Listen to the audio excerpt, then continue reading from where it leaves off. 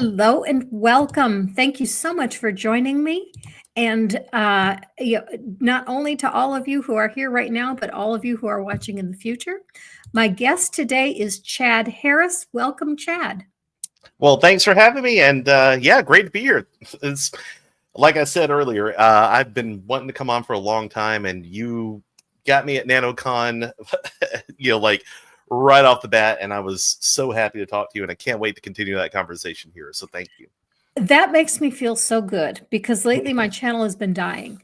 Oh, And it's not me. It's everybody.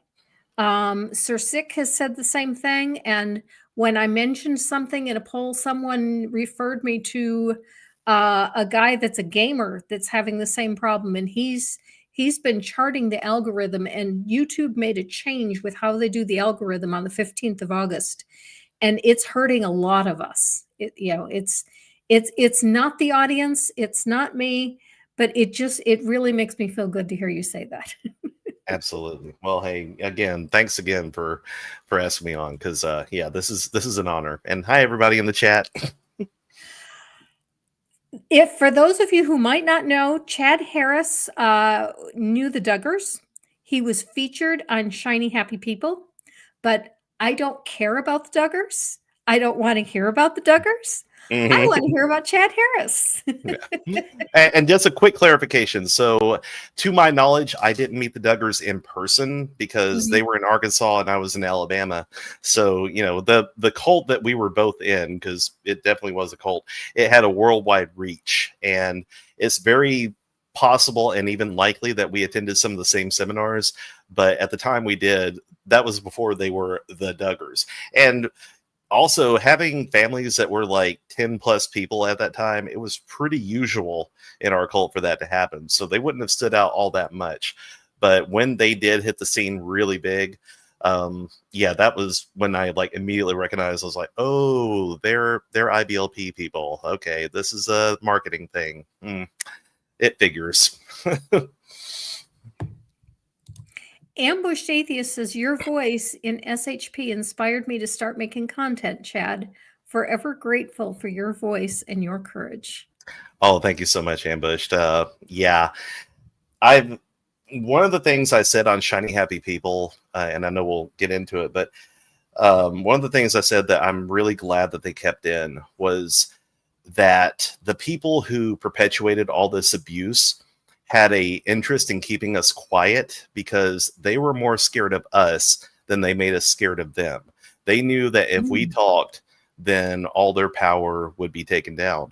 And all we really had to do was talk. And it turns out they were the more scared of us all along. And I'm so happy that people are using their voices. Purple says, I'm the youngest of 9. My father was from a family of 12, all because of the Catholic Church didn't approve of contraception. And that's the story of my family as well. My next door neighbors had 8. And my parents stopped at 4, but they were able to stop at 4 because after 4, they said, to heck with the church. We want contraception. Yeah, the church doesn't have to pay those bills. Right. Exactly. So, Chad, you were raised in the Independent Fundamentalist Baptist Church. Do I have the correct denomination? Yes. But that's not the new independent. That's not Steve Anderson's group. No, Steve Anderson, his group, they're like, it's funny because the Independent Fundamental Baptist Church kind of split off from more established Baptist churches like the Southern Baptist Convention because they thought they were too liberal.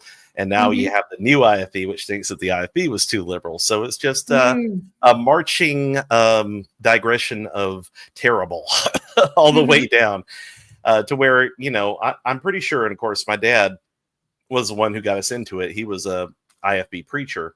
I'm sure if my dad were around to see all the stuff going on with Steven Anderson, he would be like, well, they're just taking it a bit too far. But I'm just like, but really, we did too, when you think about it. So I feel like the new IFB really says a lot of the quiet part out loud that a lot of IFB people have been pretending like they didn't believe. And it's people feel more emboldened these days for some reason to say terrible things. I have no idea where that could be coming from. So, what was it like growing up for you in the IFB church? So yeah, my dad was an IFB preacher since before I was born. They had 3 kids before me, and he started off as a Southern Baptist preacher, and he went to seminary. He had some disagreements with the people at the seminary and ended up getting kicked out.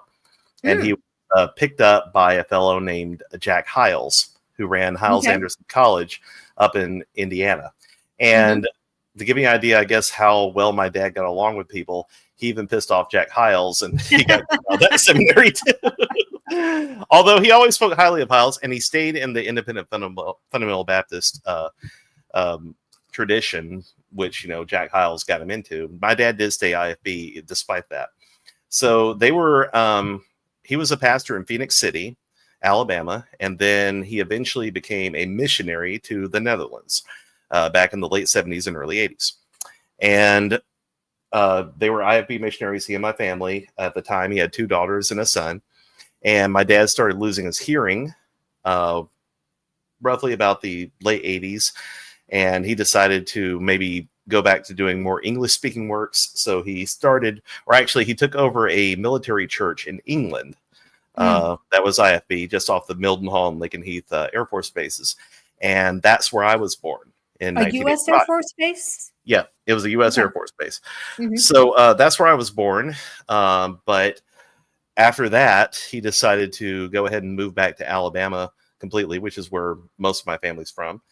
And so we moved back when I was 10 months old. So unfortunately, I lost my British accent in that time. But from then, my dad he started a small independent fundamental Baptist church in Summerton, Alabama. And it was so small that we probably had 30 people on a good day, and most of those were relatives. So Oh, it was not great. is it still there? It is not. As most of these churches go, there were splits after my dad left, because we eventually, through a long series of events, ended up going back to Europe, which is a whole another kettle of fish. But after my dad left, there was some internal strife and the church split, and now it exists sort of in a different name under a different pastor and all that. It's a lot. Church drama is the same no matter what the denomination. Hmm. But growing up in it, yeah, we were very sheltered.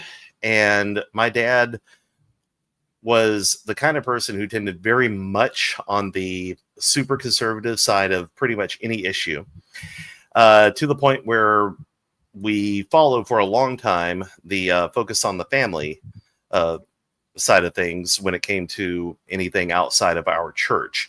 So Hmm. my dad really bought into the whole strong-willed child idea, and everything that Dobson put out, which our recently departed James Dobson, thankfully, he followed a lot of that, and I was considered to be a strong-willed child even before we got into the um, IBLP. Hmm. So at that point, for whatever reason, my folks decided that I was the most rebellious, even at a very early age of, say, 5 and under, that I had a very strong will and that I needed to have it broken. And Mm. unfortunately, that was done through physical abuse. Mhm, mhm, So that started pretty early. Anytime I stepped a little bit out of line, um, the abuse would happen. And, I was told that it was all to break my will so that I could submit it to my authorities. And that laid the groundwork for us eventually joining the Institute in Basic Life Principles, or IBLP, which was a non-church specific cult that was started, as sort of a supplement to conservative type churches. And so I started off just IFB with my dad being a preacher there, and then we went into IFB plus IBLP, and that's when things really got bad. I'm curious about something. I haven't done this for a while, because mostly because he's left, but there is a preacher in Tennessee by the name of Grayson Fritz from All Scripture Baptist Church. I covered a couple of his sermons, but then the NIFB got too conservative even for him, and he split and went to the IFB. And I was curious if you've ever heard of him. Not offhand. Of course, I've Okay, been out for some time, but it that's okay. wouldn't surprise me. Yeah, because Mhm. the new IFB does tend to hold, even though a lot of their more racist and terrible positions are in line with what the IFB has said all along. I think that there's still like a lot of support, like blind support of the state of Israel and everything that the IFB has been known for. That they really don't jibe with the new IFB on. So yeah, it's a whole thing. How big is the IFB? It's not as big as it used to be. Okay. Um, in fact, I would say that it's always been relatively small. Obviously, the Southern Baptist Convention has been the, grand master of all Protestant denominations in the states for some time. But the IFB itself, it was big enough to, especially here in the South, have, hundreds of churches all throughout the Southeast. And I Mhm. know this because we probably visited most of them when we were raising support to go to Europe. And the way Mhm. it worked in the IFB was, instead of having like a central mission board with a central denomination, we would be independent and we would go to different churches and get them to pledge a certain amount that they would support our family each month. And I think at one time we had well over like 102 churches supporting us, anywhere from $15 a month to say 300, depending on the size of the church. At Mhm. one point, Jack Hiles, who I mentioned earlier, the president of Hiles Anderson College, the seminary my dad went to, he claimed to have the world's largest Sunday school because, well, yeah, and I think at one point it may have been, at least in the States, if nothing else, because they would send out buses into the Chicagoland area and they would just Ah. randomly, get kids off the streets, if nothing else, and then Mhm. bring them into these, large Sunday school classes and such. So they were known for their bus ministry, which was also a huge staple of the IFB I grew up in. And Mhm. yeah, it was. I don't have the numbers on it, but it was significant enough to where it made a splash in enough places. Their power has been waning over the years as more people go to non-denominational churches and churches that have that. Let's face it, are essentially Baptist in doctrine, but won't tell you that to their to your face, Mhm. and have all the small groups and all the connection points that a lot of IFB churches didn't do, because IFB churches tended to be very closed and small and exclusive, and a lot of growth focused churches tend to be a lot more like, oh well, we'll allow this, or oh, you can just come as you are, you don't have to dress up and stuff. IFB churches are very reserved compared to that. Mm. Mm. They want you to dress up for church? They wanted you to dress up for church big time. um even even myself, especially being the preacher's kid, had to wear a tie every Sunday. Mhm. Wednesday nights we could wear a polo, but it had to be nice looking. And yeah, it was. You had to dress up, and we also didn't listen to any music during the service with an audible beat. So everything we sang were all hymns from the 1800s, mostly by people who were unironically named Fanny. Not even kidding. um, so we mostly sang old hymns off of a piano, and my mom played the organ. We have a small one that we played as well, and it would be probably the same 3 or 4 songs every week. The first, second, and the last verse. We'd always skip the third, and Yep, it was we did yeah, too. Yep. exactly. Mhm. So it was very traditional, very um, shall I say, suspicious of anything of the outside world, because we were taught that the world was the enemy and we were the only ones that had the truth. And a lot of other organized denominations, the Southern Baptist Convention, we considered most of them were probably saved but misguided. People in charismatic churches, we were taught that they were literally being demon possessed every week through all their speaking in tongues and stuff. And the Catholics were Satan incarnate. So, we just happened to be the one part of Christianity that got it right all the way through. My dad even claimed that the Independent Fundamental Baptist Church wasn't even Protestant, because he claimed through some weird reading of history that we were the only ones that got it right on a clear line from the disciples on downward, which I don't recall Jesus's disciples wearing suits and ties, but okay. I attended a Calvinist church for a dozen years or so in Indiana, and they also were very conservative in dress. You needed to dress up because, this is the way you were with God. But it was only for Sunday morning. Sunday evening was much more relaxed. It was more of a fun time, and just the Bible study time, and so you wore whatever you wanted. And that kind of got me into trouble a little bit when we came down to Alabama, and we went to a very conservative church, and when we went back for the evening service, I was wearing jeans, and I Mhm. just stuck out like a sore thumb. They didn't tell me I couldn't come, but everyone knew we were visitors. Well, and that's a good point too, because what in the IFB, at least the part of it I was raised in, women were not allowed to wear pants at all or Mhm. anything not resembling a skirt or a dress. Culottes sometimes, depending on the activity, but it was amazing to me because the church that ran the mission board that we did get sent out from, which was at the time Westside Baptist Church in Natchez, Mississippi.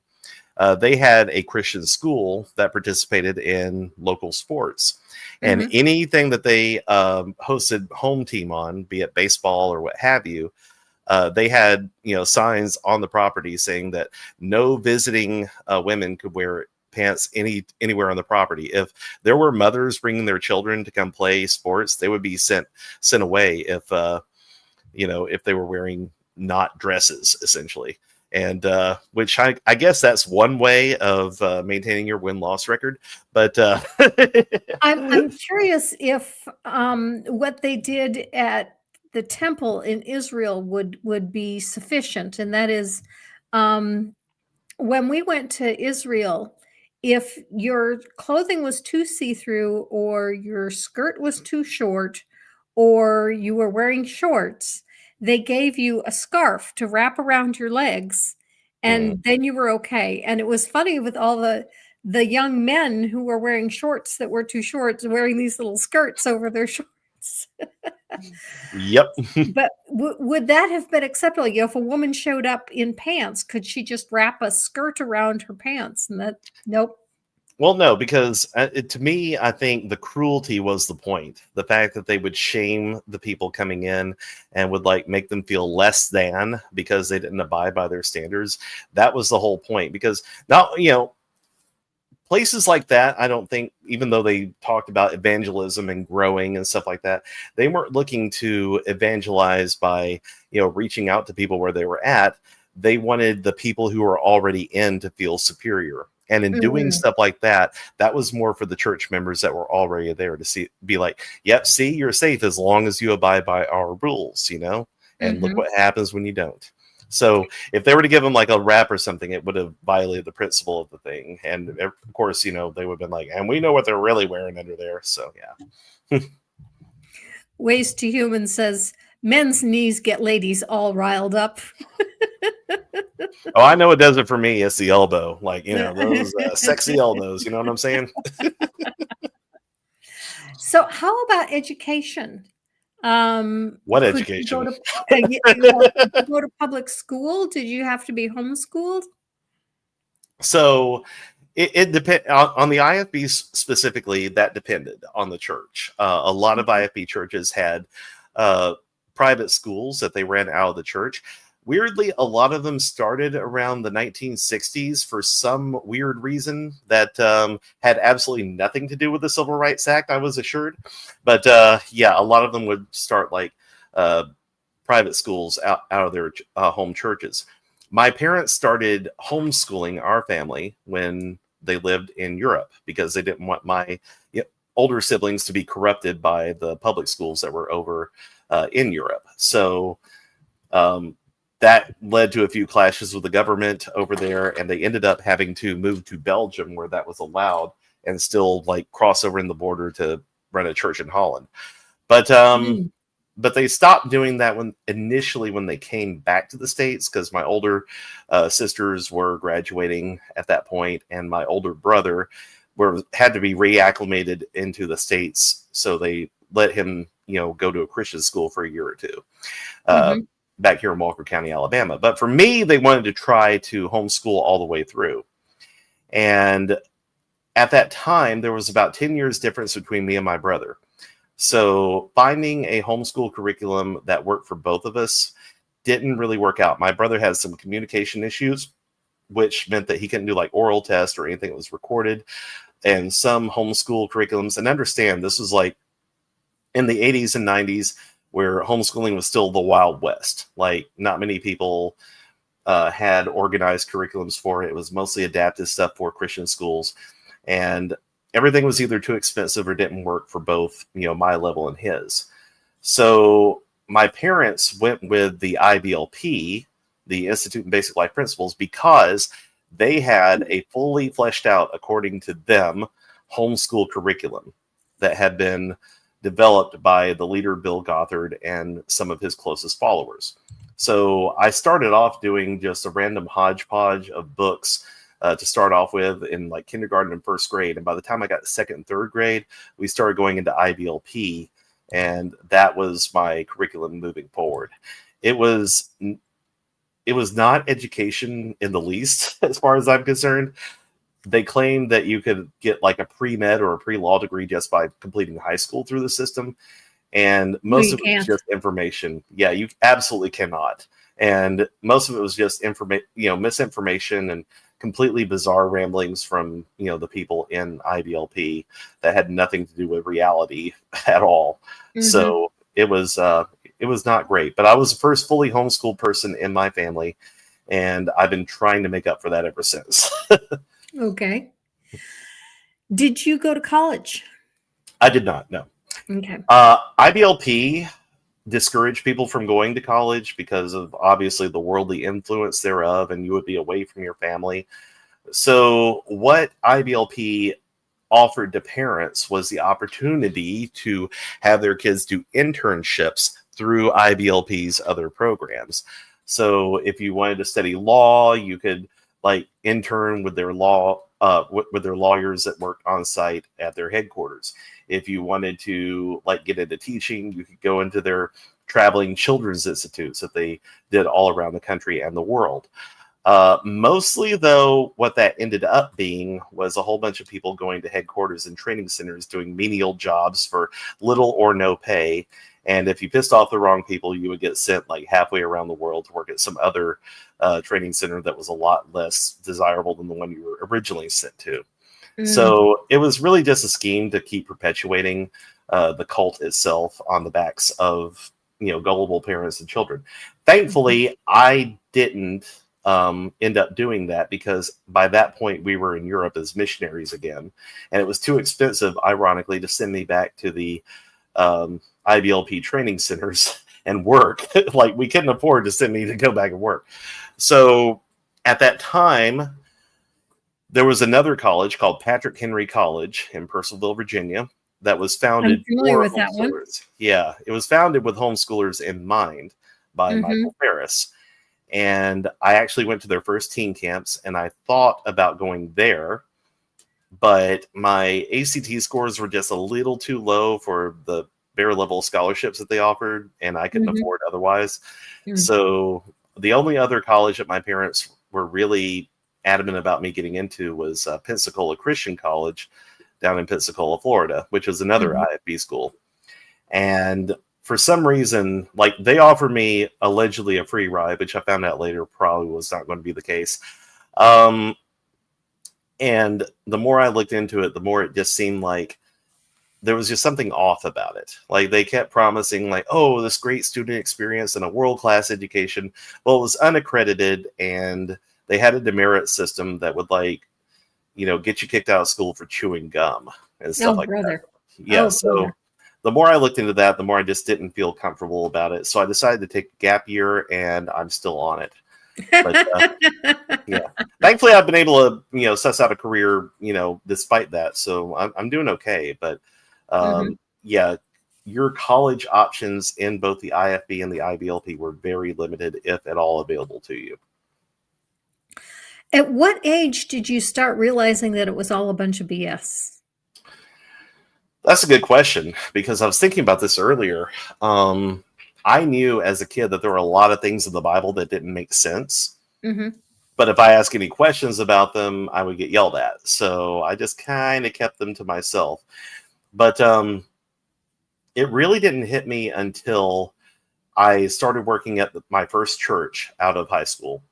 I decided to help out the church that ran the mission board that sent us out, Maranatha Baptist Mission. And their church, which had been West Side, moved to the east side of town, so they renamed themselves Victory. And I actually stayed at the church. They had this big, like, multi-room campus type thing off in the woods, which now I know what that sounds like. But but I lived out there on site, and they gave me free room and board as long as I was their minister of music. And it was a struggling congregation. They had lost a lot of members, and they were trying to rebuild. Well, I found out after less than a year of working there that the rather newish pastor that they had hired had been abusing his wife, according to her. She left him and actually sued him for emotional abuse, and this actually hit the local newspaper. And I was devastated. I said, well, this is, how could this be, since we were doing all these things to try to prop up the church? And then, weirdly enough, after about maybe 2 weeks, because the pastor resigned the church after all this came out. And then like 2 or 3 weeks later, she came back to him, and he came back and he said, we fixed everything. It's all fine now. Can I be a pastor again, please? And my BS meter was like really flagging at that point. I was just like, hold on. I said, that just doesn't happen. So I opposed him coming back, and there was this big church fight about it. And eventually he won out, and they elected him back in. And I resigned because I was like, this just doesn't seem right to me. Mm-hmm. I remember talking to my dad about it later, because he was also very much affiliated with all this. And he said, yeah, it's wrong and it shouldn't have happened, but we don't want to hurt the ministry anymore, so it's best not to talk about it. I was just like, well, that's weird, because every time someone else has sinned publicly, Dad had no problems talking about it from the pulpit. Why is this all of a sudden the thing we don't talk about? And I got to looking as I was, moving back to Alabama from Mississippi and reestablishing myself. I started looking online, and I started seeing more and more stories from different Baptist churches, IFB churches in particular, that, where people talked about abuse that happened, or church impropriety, or, financial fraud that happened at different churches, pastors getting fired and then rehired, or, being called to other churches, or even the mission field if things got really bad. As a matter of fact, one of the missionaries that we worked with over in Europe when we were there, the first time he came back home on furlough, he was arrested for child abuse that happened, years ago. Mm-hmm. And it turned out he had just become a missionary so he could get away from those allegations. Mm-hmm. So I started seeing a pattern of all that happening, and eventually the person who was in charge who took over Hiles Anderson College, Jack Scott, he was the son-in-law of Jack Hiles, who my dad is standing under, and he was arrested and sentenced for transporting a minor over state lines for, horrible reasons. I'm being careful of the algorithm, just FYI. So all that happened, and I approached my dad about it. I said, well, why does this keep happening? I said, it's not just that one thing of abuse that happened at the church I worked at. I'm seeing this happen over and over. And he's like, well, he said, yeah, sometimes things may happen, or sometimes things happen that we don't know all the stories of, but it's best not to talk about it. And I said, okay, that's the wrong answer, because the answer should have been, I didn't know. Mm-hmm. Like, so you knew, and yet you never talked about all this with me. I saw the short where you talked about that with, I can't remember his name. And yeah, that was quite a powerful short that he put out. Mm-hmm. Yeah. So your dad knew what was going on. And when he knew, is it because he had seen it, or people had talked to him about it?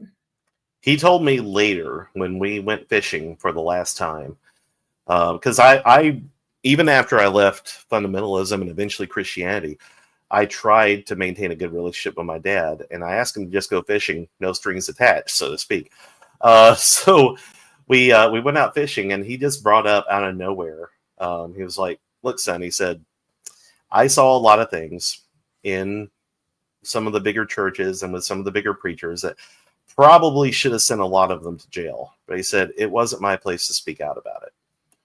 And I asked him, I said, well, Dad, whose place was it? Because I said, we're not part of a centralized denomination. Like, there's no central independent fundamental Baptist board. Preacher is the highest rank you can attain, allegedly. So why is it that these people were somehow more important than you, and you couldn't speak out about the hurt they were causing? He didn't have an answer for that. So I told him, I was just like, that's just not good enough. And by that point, I had heard about Bill Gothard, who founded the IBLP, which not only was a cult that we were part of, but also was responsible for my entire education from elementary through high school. And he had to resign because of the allegations brought against him by the women he had brought in to be interns. And and of course, that just made my entire world shatter, because I'm like, that's not just church. That is my education and everything I was taught to believe from a child. And it was at that point in my deconstruction that I went from, well, I'm just going to knock down everything except I love God and Jesus, and let's figure it out from there. When that happened, I was like, I'm going to have to go a little deeper, aren't I? You know? And that's what led me to atheism eventually. Was there something that was a tipping point, or was it more of just, your beliefs kind of shifted and shifted, and one day you said, by God, I'm an atheist? Pretty much that latter. I ended up having a job where I worked on a lot of Sundays, so I took that opportunity to just be like, well, I'm not going to force myself to go to a church or find a church home. I'm just going to explore things for myself. And I started, exploring a lot of different religions, and nothing really spoke to me as far as like what this sounds true or that sounds true. And frankly, a lot of it just sounded like, cultural things that I would be intruding upon. And I was just like, none of this is for me. And then I started listening to atheist podcasts. As a matter of fact, the first one I ever listened to was God Awful Movies, because I love bad movies. And hearing about bad religious movies, some of which I had grown up watching, I was like, okay, yeah, that's fun. And from there, I started listening to more and more atheist creators online. I was like, oh, this is actually starting to make a lot of sense, because I've had a lot of these questions since a child, and they're openly talking about this stuff. And that really appealed to me. Go ahead. When you watch God awful movies, when you first started out, were they saying things that were kind of a new perspective on the movies to you? Okay. Yep, absolutely. Like even stuff like I remember they talked about Educated, which I believe was the Ben Stein anti evolution propaganda thing that he came out with. I remember listening to that, and at the time, I still agreed with Ben Stein's overall point. But then I heard their perspectives on it, and I was just like, well, shit, actually, that makes a lot of sense. Like, I'd never thought about it before. So at that point, I really started questioning a lot of things I believe. And I'll never forget, one day I was actually off on a Sunday. I think it was around 2016. And I think it was right around the time of the election back then. And I remember I was driving to church. It was on the south side of town. I lived on the north side. And I wasn't feeling it. I really had my doubts as to whether or not any of this was real. It just felt like a thing I was doing out of rote responsibility. And I'll never forget, as I was driving down, I was just feeling terrible about it, and also thinking like, half of these people are going to think I'm the literal devil because of how either I can't remember I was going to vote or how I did vote in the election. Like, I definitely didn't vote for Orange Mussolini, but I was just like, why am I spending my Sunday, my rare Sunday off day, going to hang with these people? What's all this about? So I said, I'm taking a third option. So I pulled off and I went to a coffee shop, got me a big ass cup of coffee. And I walked across the street to Railroad Park in Birmingham, one of our bigger green spaces, like in the middle of downtown. And I found a bench and I sat down and I said, okay. I said, I've been doing all the work here. If there is a deity that actually wants to know me, I got coffee and I got time. Let's talk. And 30 minutes later, I said, well, obviously, that silence is my answer. I'm done.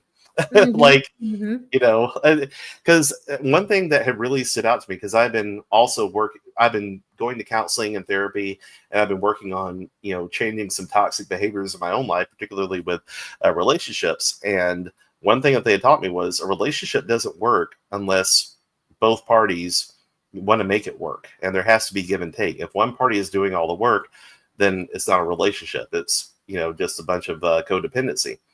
And that really hit me because I was just like, well, why would I accept, God not doing his part if I'm trying to have a relationship with him? Like, when have I ever talked to a God? When have I ever, heard from like, even a phone call would be nice. Instead, I get a whole bunch of letters that were allegedly written by him to other people thousands of years ago. That's not good enough. Like, why am I trying to build a relationship on someone else's love letters? So, mhm. to put it that way. So I was just like, finally, I just said, I'm tired of doing all the work. If there is a deity of some sort out there that wants to talk to me, they can talk to me directly. I demand to speak to the manager because the PR people are not doing the job. And I mean, that offer still stands. If there is a deity out there, cool. I'd like to talk to them directly, please. But I've got a lot of questions, and I'm going to need a lot of direct answers. And the fact that I still haven't been taken up on that is all the evidence I need that, I just don't believe in them. And if there is a deity out there, it obviously doesn't care. Yep, exactly. It doesn't Which, care what we believe. And exactly. so, if it doesn't care what we believe, why should we Yep. believe anything in particular about it? Yeah. I've got enough stuff to worry about. Yep. Now, over the years when you were a believer, did you ever have experiences where you felt like you were hearing God speaking to you? Yeah, and it sounded weirdly like myself. Mhm. Uh, like, it's weird how you can trick the little meat sack up in your head to talk to itself, and you think it's a completely different thing. Yeah, I thought that I heard God's voice, telling me, that, oh, I should be a missionary or a preacher someday. Of course, I was like a kid. God's voice is always also telling me I should be like Alex Trebek someday or something. Like, that was just my way of exploring what I wanted in life, but trying to justify it by making it God's will. And it's funny because the older I got, the more I was like, okay, I really need to be getting this right. What is God's will for my life? What should I be? And the lack of direction I was getting was starting to concern me because I was just like, I'm not seeing a skywriting or any kind of like letter coming in the mail saying, hey, you need to do this thing. And eventually I found out the dirty little secret was people were just deciding what to do and then they were justifying it after the fact. And I never picked up on that trick because I took that literally like, see what God has for you in your life. And I'm like, I'm waiting. Oh, wait, there isn't one. Cool. That was something that I noticed even as a believer with the spiritual gifts things. Oh, yeah. They used to give us all these tests. What are your spiritual gifts? And are you plugged into the church with your spiritual gifts? And then when they would give you the questionnaire to help you identify your spiritual gifts, it was what do you like and what have you done? That's it. That's your spiritual gift. Yes. Oh, that was another thing that we did in the IBLP. And they Mhm. actually talked about this a little bit on Shiny Happy People. So you were supposed to, have a spiritual gift that worked for you. And a lot of them were, very gender coded. Like a lot of the women got tasked as like mercy givers or servants. And a lot of Mhm. the men were, told that they were prophets or teachers. I was definitely told I was a teacher because I never shut up. But my mother claimed, to be a prophet, like, and we describe that as someone who is like vehemently against sin and calls things like they see it. And even though that wasn't something that women normally were given, no one dared question my mom on that because she would absolutely tear their head off. So, so yeah, she was allowed, to claim that. But again, it was like you said, you're told by your authorities what you're supposed to be, and you're supposed to accept that as a word of God. And it's like I told someone the other day, I said, I've come to realize that you just can't put human beings in a box like that. Human beings are more complex. They grow up, they evolve, they become different people. And you just can't, and I believe you can't put human beings in like some kind of giant label. I'm just such a Pisces that way. But I'm kidding, guys. but you get it. I do. I do. Uh, Um, how is your relationship with your family? Not much. It's, as you can imagine, they were a little upset about shiny happy people, which I expected that going in, but Mhm. it had already kind of been on the outs going into that. My dad died in 2020, Okay. right in the middle of COVID. But he had cancer, and honestly, I don't know what his actual cause of death was because Mm. he was on hospice for cancer. But my mom was dragging him all over creation because she didn't believe that COVID was real. And yeah, so what got him in the end, I have no idea.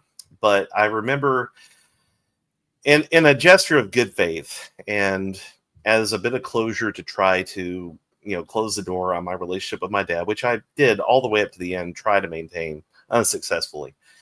um, I went to the funeral, and I remember the funeral being a complete waste of time because it was in the middle of COVID, and my mom specifically picked a funeral home that did not abide by any of the COVID protocols. So it was a packed Mm. house. Most of the people were not wearing masks, and I was very angry about that. I stood in the back, with a mask on, trying to stay as far away from people as I could.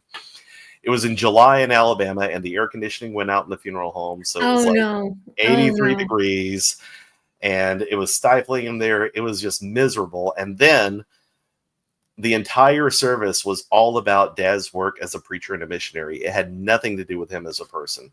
And I kept waiting for someone to like maybe bring up his love of old cars, or his love of comedy, or some of the stories he would tell, or some of the things that made him him. But no, it was all about his work.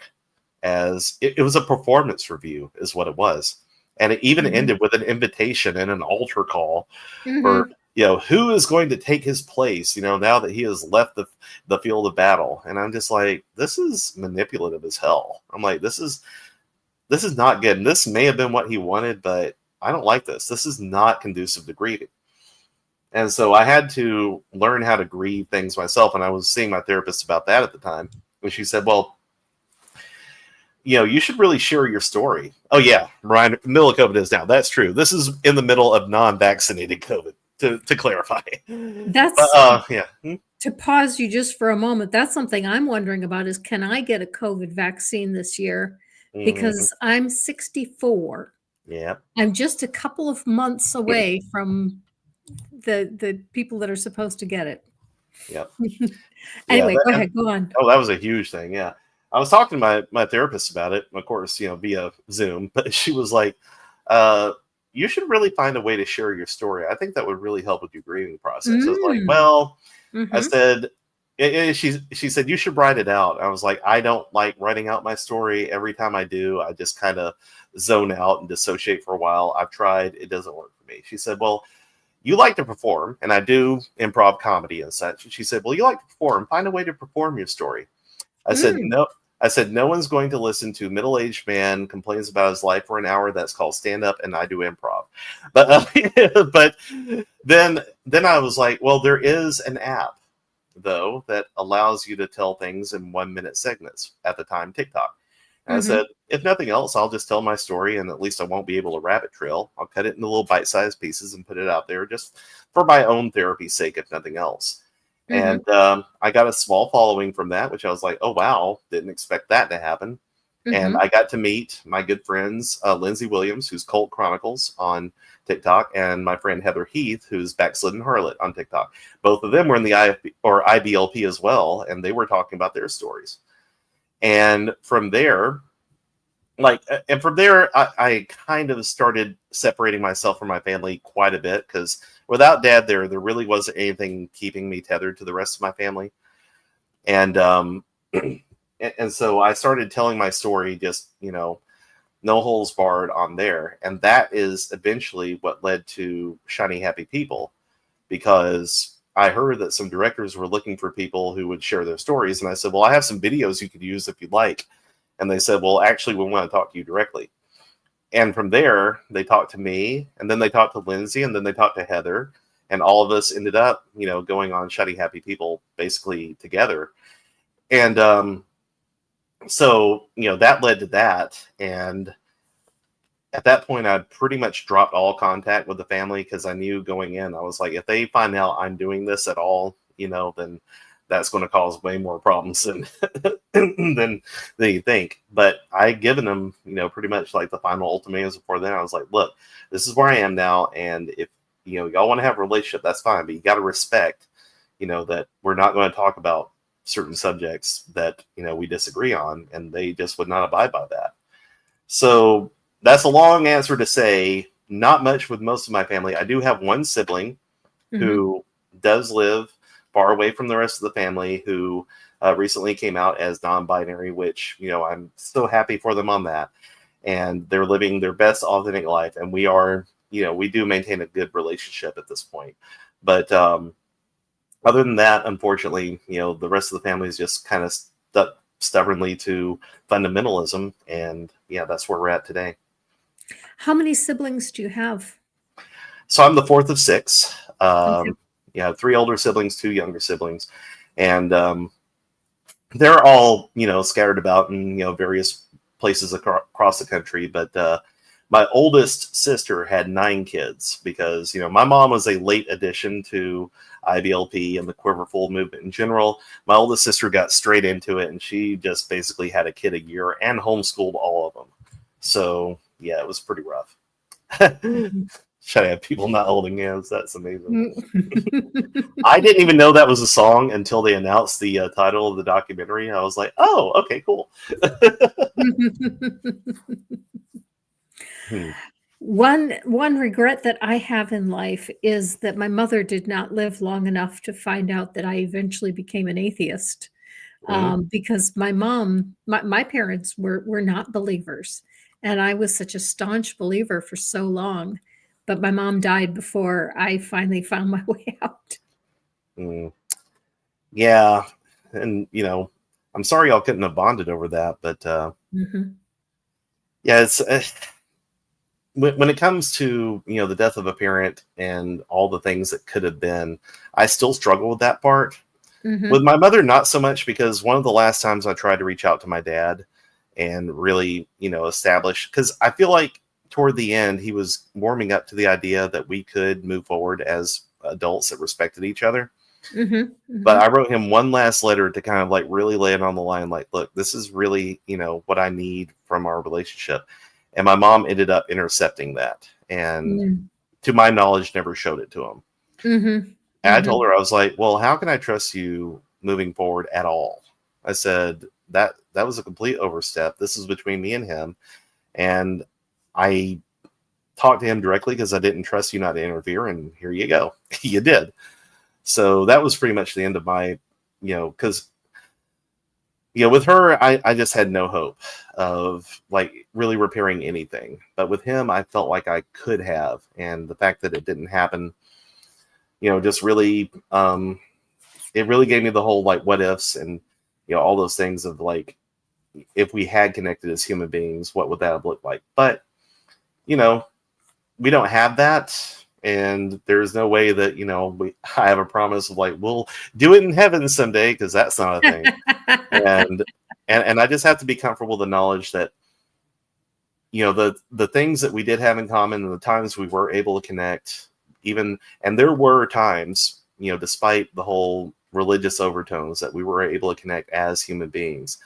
I can just choose to make that my narrative, and I'm satisfied with that, What do you do for a living? So right now, I'm currently on the job market. I have been a program analyst for quite some time.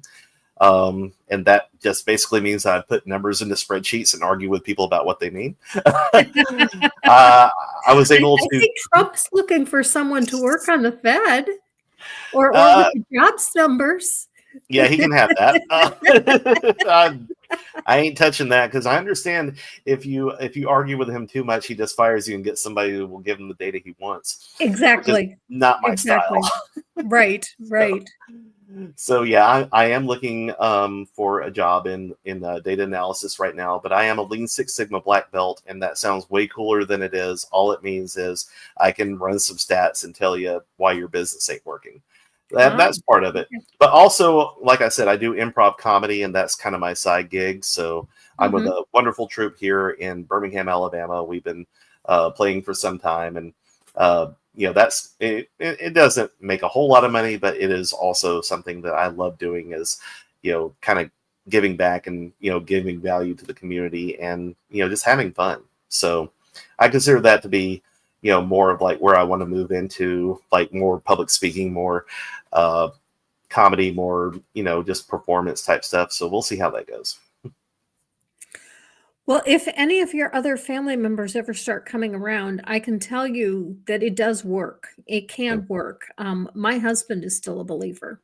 Mhm. Now, my husband is very politically liberal, just like I am. He doesn't go in for any of the right wing stuff. He's politically liberal, but he's religiously conservative, and religion is off the table. It's kind of like what you were talking about, that there's some things you just don't talk about, and that's exactly the way it is with us. We that's just not on the table.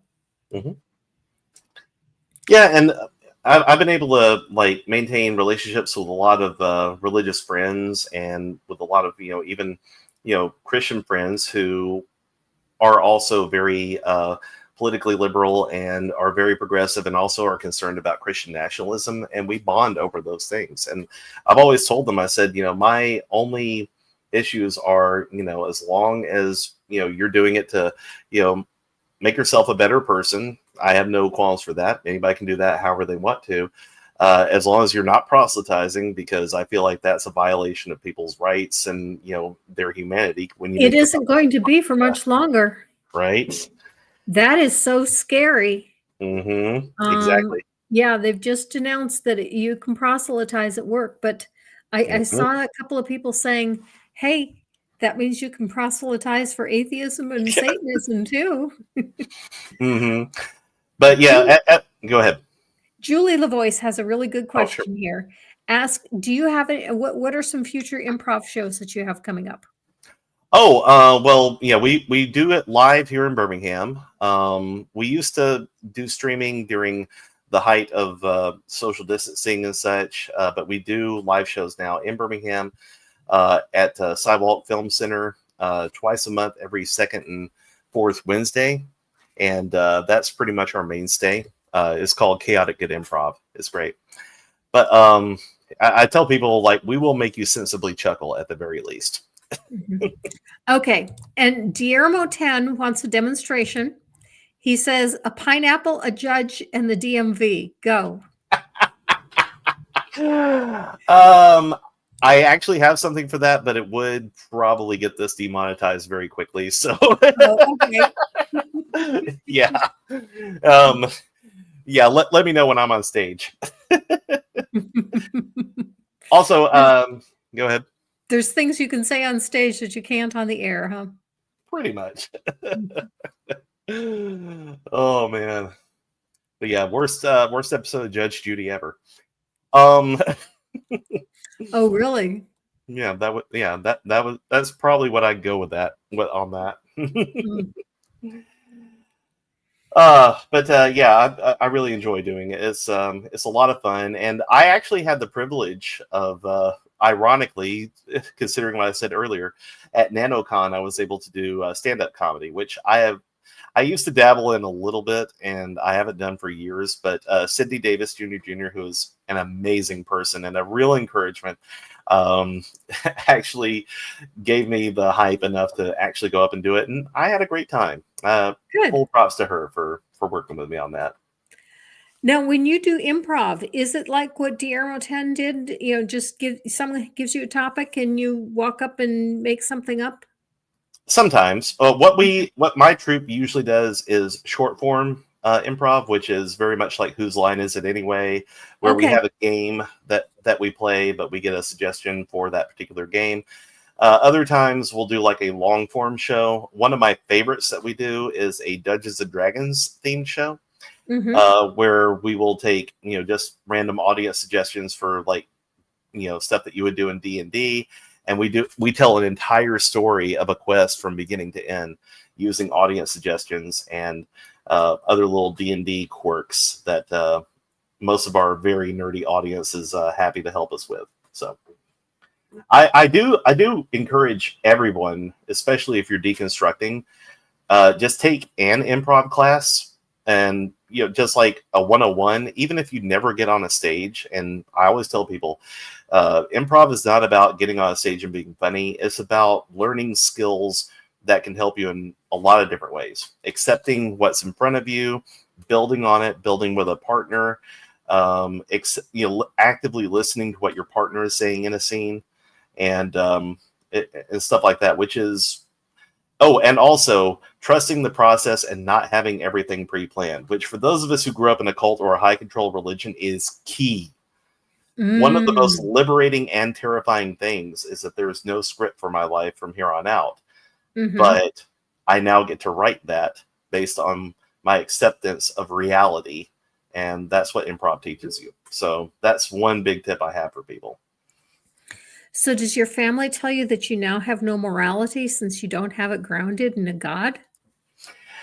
Well, yeah, a lot of people tell me that. It's funny because after Shiny Happy People, because Birmingham is like the biggest small town ever, a lot of people did recognize me right after that came out. And I was actually at the farmers market here in Birmingham, and a group of ladies recognized me out in front of a coffee shop, and I was wearing a Scathing Atheist t-shirt. And they were just like, oh, we just saw you in the documentary. Oh, but you're an atheist. Let's talk about that. So all of them tried to proselytize and try to tell me like why I should actually consider going back to Jesus or going to church and stuff. And I told them, I eventually said, like, look, I said, I appreciate this conversation, but I said, I've been in your position before. I know what you're about to say before you say it. And if you watch Shiny Happy People and you think the problem is that I'm an atheist now, you missed the point. I said, the problem is in your backyard. I said, everything that we talked about in Shiny Happy People is your problem. If you're a Christian and if you're part of the church, this is something you can help me fix better than I can, because I'm out of it. You can fix, and you can talk to the people in your churches and make sure that what happened there doesn't happen again. And one of the ladies said, well, we're not really church people. We're more Jesus people. We're not, we don't really consider ourselves like part of a church. And I was just like, and that's convenient, isn't it? I said, you'll go out of your way to tell me that I need to Jesus better, and yet you won't tell, but conveniently you don't feel like it's your responsibility to talk to your own folks because you're not church people. Okay. I said, I don't think I'm the problem here, guys. And that's just indicative of like, what I've been told over and over. Like, I don't have morals because I'm an atheist, or or I'm somehow now by default wrong because I don't have Christianity in my life and I don't have a relationship with Jesus. And I'm just like, well, okay, show me where I'm hurting people. Show me where I'm, out there trying to, cause trouble or, steal money from people like the people I literally talked about in the documentary are doing. Because, yeah, if you saw me on the documentary and you didn't come to the conclusion that, there is a bigger problem than just me not Jesusing, then that's why we're in this mess in the first place. Okay, I did not expect this question. Oh. But Rimsberger asks, what's Shiny Happy People? Oh, yeah. Just to clarify. So Shiny Happy People, Duggar Family Secrets is the first season of a docuseries on Amazon Prime. The very first season had to do with the Duggars and the Institute in Basic Life Principles, which was the cult that both me and the Duggars of X-Teen Kids and Counting on TLC were part of. And basically it's a deep dive into what made the Duggars the phenomenon they were and what their role in the cult was. And I talk about it along with several of my escapees from the cult, and we talk about how terrible it was and how it has led to a lot of the brokenness we see in the country today. Because I'm here to tell you, what's happening on the national level here in the U.S. isn't something that came up in the last 5 years. This has been decades in the making. I have seen every single policy that they're trying to put through right now talked about since I was a small child. And I was actually at one point groomed to be one of those people leading the charge of getting all this stuff put into place. Thankfully, I got out of it before I could, become fully a part of it. But what I'm seeing right now is a direct result of organizations like the IBLP, the IFB, and a lot of other ultra conservative Christian movements focus on the family, for example, that have influenced society up to this point. So I encourage everyone to watch at least the first season of Shining Happy People. The second season came out a couple months ago, and it is also really good. It speaks to the more mainstream Christianity with things like Acquire the Fire and Teen Mania and a lot of the youth movements that were prominent in like more charismatic mainstream churches. But all of it, I believe, worked together to give some very terrible people, a lot of political power. Rosebigger says, as a non-American, this has been obvious to me for a long time. I stopped watching American news more than 10 years ago. Mm-hmm. Yeah. We're in trouble. We really are. And I don't know the way out. I do not know the way out. It's going to take, I think, a lot of understanding of where a lot of this came from and who's been propagating it. And, it's like I've told people before, whenever I've spoken, I was just like, look, I'm an uneducated ex-homeschooler, okay? Like, I don't know all the legal ins and outs on how to fight back against this, but there are people out there who can. I just feel like they're just now waking up to the fact that we have to. And I said, the best thing you do is educate yourself. And, if you are a believer watching this, then yeah, absolutely go out there and fix your own backyard. Like, watch the documentaries, understand, because the number one thing I've heard about, especially the first season of Shining Happy People, is people are like, I remember seeing a lot of those teachings in church when I grew up. People who were never part of IBLP or the IFB, they watch that and they're like, oh, I remember seeing that umbrella diagram, or, oh, I remember reading that particular book, or I remember hearing that teaching or that teaching. I'm like, yes, it's been going on a long time. So, go fix things in your backyard. And also, I also tell people, like, if nothing else, and I have to be careful how I say this, because I keep hearing a lot of people say, well, we have to be really gentle with, people who are fundamentalists and like lead them in with kindness. And other people are like, we really need to like, show how ridiculous their beliefs are and really hammer it hard. I think there's room for both, because both are part of my story. Absolutely. Like, Absolutely.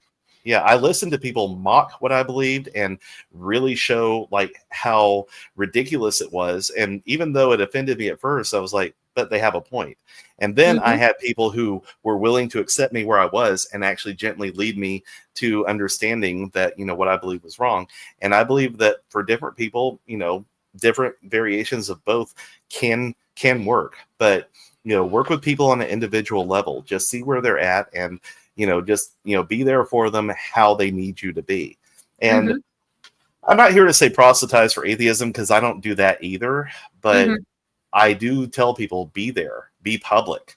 Don't be afraid to talk about who you are. I go out and I wear a shirt that says "Warning Scathing Atheists." First of all, because I like the podcast, but second of all, because I want people to know that, this is normal. I'm okay going around talking about it. If people can go around wearing like cross necklaces and t-shirts and stuff, I can go around, publicly saying what I believe. I'm not going to force it on you, but I will, I will go out and say, this is who I am. And, if they see me and they're like, well, okay, but you're just a normal person. I'm like, that's the point. I'm not what you've been told. I'm just me. Well, we are out of time, but Chad, it has been an absolute pleasure having you on the channel. Thank you so much. This has been awesome. And I hope we can do this again someday. Before we go, is there anything that you would like to plug? I am on TikTok. My TikTok name is Archradish, and that's just Chad Harris mixed up. People ask me where that comes from. It's very simple. Yeah, it's an anagram. So Archradish on TikTok. I've started making content there after a bit of a hiatus, and I will be doing more there. And I have other links in the bios on all the social medias, so check it out. Okay. And my guest next week is going to be Dr. Jay Bundy. He's an evolutionary biologist, and he is one of the biologists that worked on the Miller experiment. So that is going to be absolutely fascinating. So thank you again, Chad, for coming. Thank you for all of you in the chat, and live your life. Thank you.